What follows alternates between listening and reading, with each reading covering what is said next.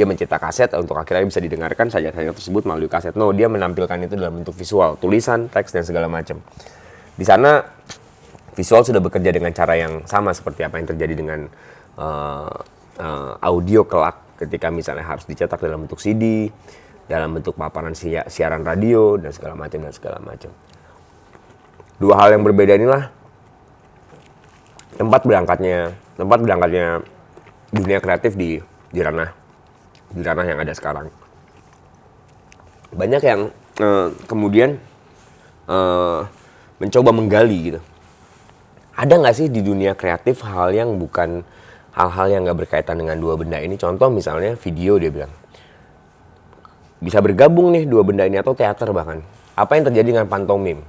Apa yang terjadi dengan misalnya musik instrumental? Apa yang terjadi dengan dunia-dunia kreatif lain yang saat itu masih dipertanyakan? Itu kalau masih ada kaitannya dengan visual dan audio.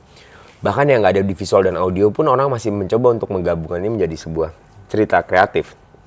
Contoh, gimana dengan coffee shop? Coffee shop itu sering banget diungkit sebagai sebuah pola kegiatan kreatif. Membuat coffee shop misalnya, atau membuat, ini orang kreatif banget deh, ini bikin odong-odong di pinggir jalan gitu, keliling dan segala macam. Atau ini orang kreatif banget deh, dia masa bikin restoran lightingnya seperti ini segala macam dan segala macam. Di luar ranah visual dan audio, dunia kreatif yang dimaksud itu sebagai bentuk dukungan atau eksekusi dari fasilitas yang ada. Dalam artian objeknya tetap objek kreatif itu hanya tercipta dengan dua benda tadi, tetap dengan visual dan dengan audio. Bagaimana dengan rasa? Ada yang bilang bahwa ini kreatif banget nih, rasanya unik. Asinnya tuh beda gitu. Itu kreatif atau bukan? No. Secara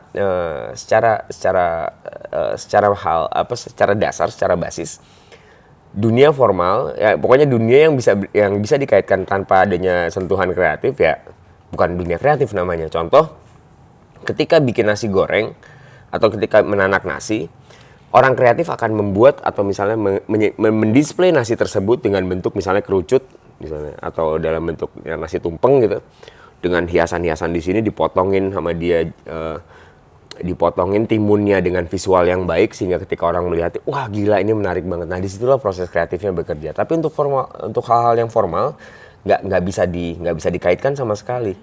Contoh, di dunia kedokteran nggak mungkin bisa bersikap kreatif dalam artian, wah seorang dokter akan menyuntik atau menggunakan jarum suntik yang bentuknya melingkar-lingkar gitu. Wow, ini biar keren nih karena kreatif bu dokter. No, malah bisa tewas pasiennya.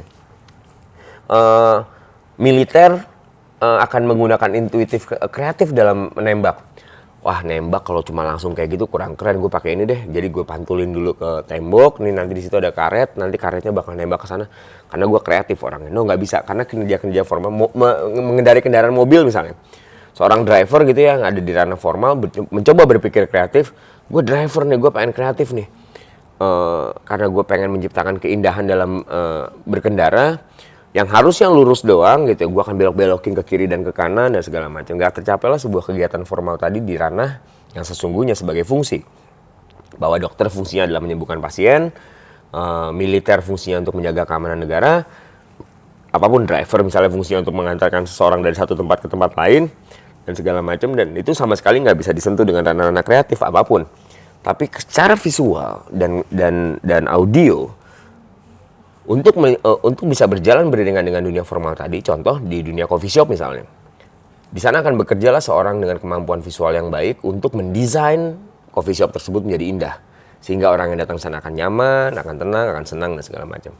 Lalu kemudian akan digunakanlah sebuah pola audio di sana.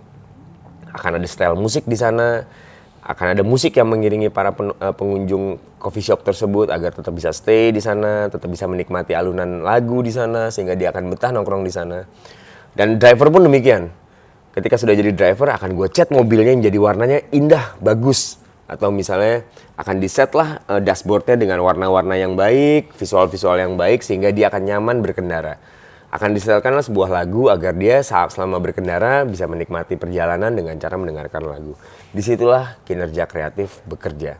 Jadi bukan coffee shopnya yang kreatif, tapi bagaimana teman-teman kreatif bisa berjalan beriringan dengan dunia-dunia yang tadi formal tadi. Tapi apakah itu masuk dunia kreatif atau enggak?